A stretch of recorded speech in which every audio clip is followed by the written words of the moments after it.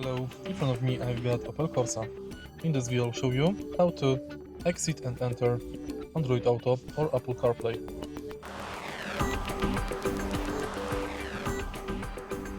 In the beginning, make sure that your smartphone is connected with the car via cable, and now on the Android Auto or Apple CarPlay.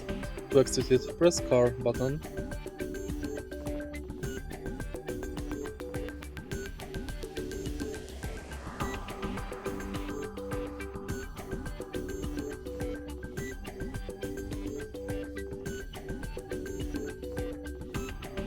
And to enter Android Auto or Apple CarPlay back, press phone button.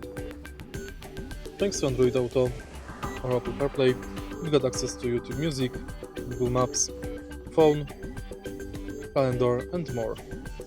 If you find this video helpful, please leave like, comment and subscribe.